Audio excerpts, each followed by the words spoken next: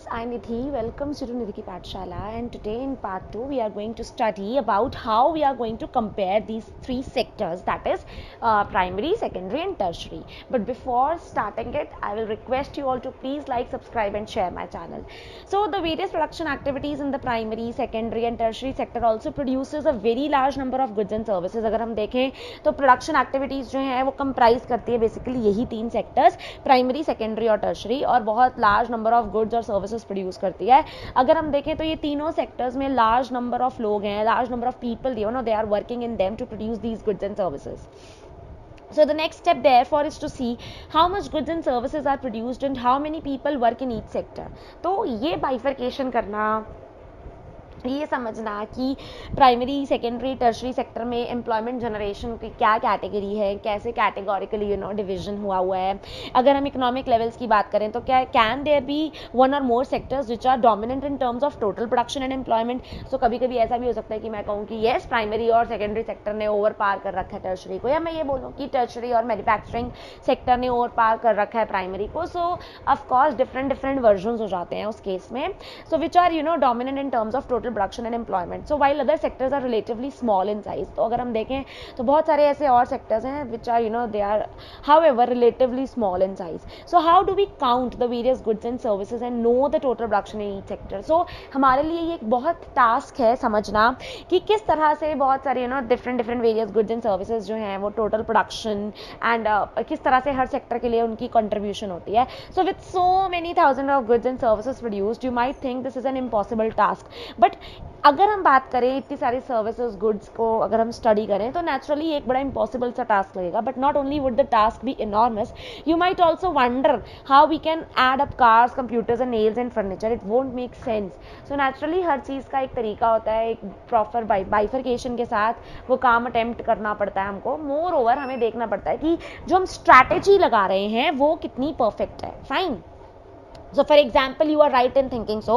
To get around this problem, economists suggest that values of goods and services should be used rather than adding up the actual numbers. So of course ये कहना गलत नहीं है कि हमें एक जो हमारे बहुत renowned economists हैं वो ये suggest करते हैं कि हमें क्या करना चाहिए, हमें values of goods and services को यूज़ करने की बजाय हम उनके एक्चुअल नंबर को स्टडी करें. For example, if 10,000 kgs of wheat is sold at rupees 8 per kg, the value of wheat will be 80,000. Very simple calculation.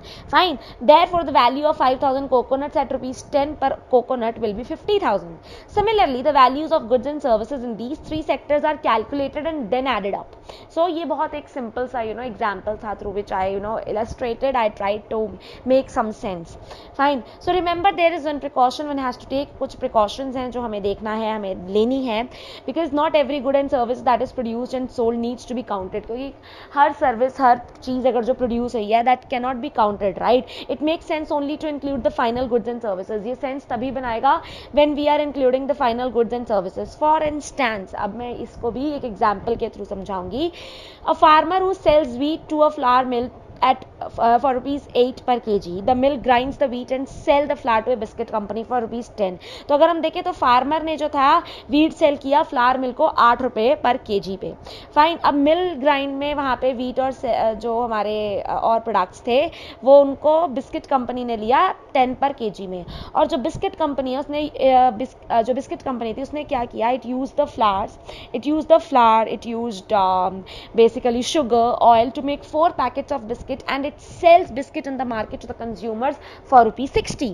अगर हम देखें तो हिसाब बन गया 15 रुपये पर पैकेट के हिसाब से. So biscuits are the final goods, that is the good that reach the consumers. यही अगर हम बोलें तो एक गुड है, फाइनल गुड है which reach the consumers. So why are only final goods and services counted. क्यों हमेशा ऐसा है कि फाइनल गुड्स और सर्विसेज को ही काउंट किया जाता है. In contrast to the final goods such as wheat flour is an example of intermediate goods. ये इंटरमीडिएट गुड्स होते हैं that is used in producing final goods, जो बेसिकली फाइनल गुड्स और सर्विसेज को यूज किया जाता है जब इंटरमीडिएट गुड्स के through. So the value of final goods already includes the value of all the intermediate goods that are used in making the final good. तो ये बहुत ईजी सा कंसेप्ट है जो मतलब आई होप कि जनरली बच्चों को बहुत ईजीली समझ आ जाता है कि ये जो वैल्यू है फाइनल गुड्स की, ये सब इंक्लूड करता है क्या क्या, इंटरमीडिएट गुड्स और फाइनल गुड की कॉस्ट। तो तभी अगर हम देखें तो वैल्यू ऑफ 60 फॉर बिस्किट्स ये फाइनल गुड था, विच already includes the value of flower जो कि 10 रुपये का था, फाइन, जो मिल ने लिया था, मिल ग्राइंड ने लिया था फार्मर से at the rate of 10। Similarly the value of all other intermediate goods would have been included. अगर हम देखें तो वैसे ही अगर हम देखें तो और अदर इंटरमीडिएट गुड्स हैं जिनकी वैल्यू भी एडअप हो जाती है। अगर हम काउंट करेंगे वैल्यू ऑफ फ्लावर और वीट को सेपरेटली तो हमें it is therefore not correct, because then we would be counting the value of the same things. अगर हम ऐसे देखें तो हमें वैल्यू जो है उन्हीं चीज़ों की देखनी पड़ेगी और number of times we need to count, तो ये थोड़ा सा इतना फिजिबल नहीं हो पाएगा। इसीलिए क्या होता है कि हम first as wheat, then as flour and finally as biscuits उसको हम काउंट कर सकते हैं। So the value of final goods and services produced in each sector during a particular year provides the total production of the sector for that year. ये बहुत important है बच्चों, हमेशा पेपर में 1 मार्कर या 3 मार्कर के रूप में आ सकता है कि जीडीपी क्या है। जीडीपी की फुल फॉर्म अगर मैं बोलूं तो है ग्रॉस डोमेस्टिक प्रोडक्ट। तो अब क्या है, जो वैल्यू होती है फाइनल गुड्स की, सर्विसेज की, जो प्रोड्यूस होता है हर सेक्टर में एक पर्टिकुलर ईयर में, ये बताता है total production of the sector for that year. So इसीलिए सम ऑफ प्रोडक्शन, ये जो तीनों सेक्टर किया है, इसी को हम कहते हैं GDP, gross domestic product for a country. So it is the value of all the final goods and services produced with in a country during a particular year. So GDP shows how big the economy is. अगर country का GDP अच्छा है, बड़ा है, तो country भी progressive है। अगर कंट्री का जीडीपी कम है, ठीक है, रेट स्लो है जीडीपी का, तो हम कहेंगे कि कहीं ना कहीं वो इकोनॉमिक गतिविधियों में पीछे है, आर्थिक गतिविधियों में वो पीछे है। So in India the mammoth task, जो मुश्किल टास्क है वो ये है कि how to measure GDP, which is undertaken by central government ministry. जो मिनिस्ट्री है वो क्या करती है, और डिफरेंट गवर्नमेंट डिपार्टमेंट्स की हेल्प के साथ जो इंडियन स्टेट्स हैं, यूनियन टेरिटरीज है, वहाँ से इंफॉर्मेशन कलेक्ट करती है कि total volume of good services कितने थे, उनके प्राइजेस क्या थे, and then it estimates the GDP. So now we are coming to next topic which is historical change in sectors. तो generally it has been noted from histories of many that now developed countries at initial stages of development primary sector was the most important.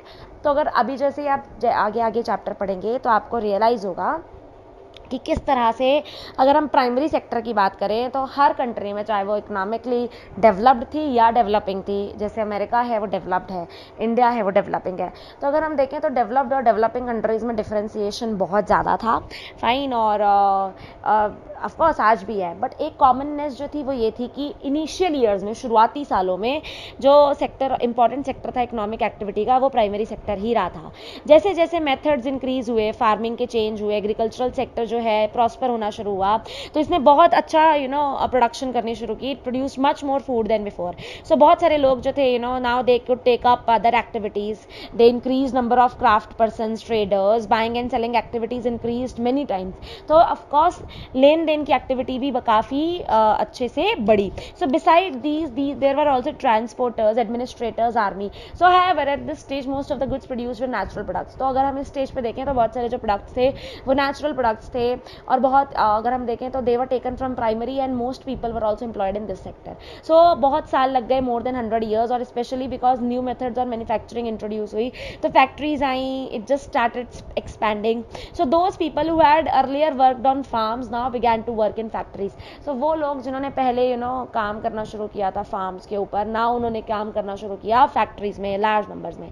तो people began to use many more goods that were produced in factories at cheap rate. अब क्या हुआ, because industrialisation बढ़ा तो लोगों ने कहाँ काम करना शुरू कर दिया, फैक्ट्रीज में, चीप रेट पे। सेकेंडरी सेक्टर जो है ग्रेजुअली बढ़ गया, मोस्ट इंपॉर्टेंट हो गया टोटल प्रोडक्शन और एम्प्लॉयमेंट के हिसाब से देखें अगर।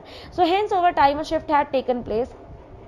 नेचुरली ये शिफ्ट जो है वो इट जस्ट टुक प्लेस, और this means that the importance of the sectors had changed. इससे हम ये समझेंगे कि जो इंपॉर्टेंस थी सेक्टर्स की वो चेंज होनी शुरू हो गई।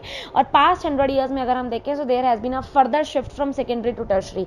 तो बहुत ज़्यादा शिफ्टिंग हुई है फ्रॉम सेकेंडरी से टर्शरी सेक्टर में डेवलप्ड कंट्रीज़ के अंदर। और जो सर्विस सेक्टर है आज की डेट में बहुत इंपॉर्टेंट बन गया in terms of total production. Most of the working people they are employed in service sector, जो एजुकेटेड है they all are employed in service sector. So this is the general pattern observed in developed countries. So class I hope students कि आप लोगों को समझ आया हो। In my next part I'm going to focus on primary, secondary, tertiary sectors in India, how to create more employment. Till then, God bless you all.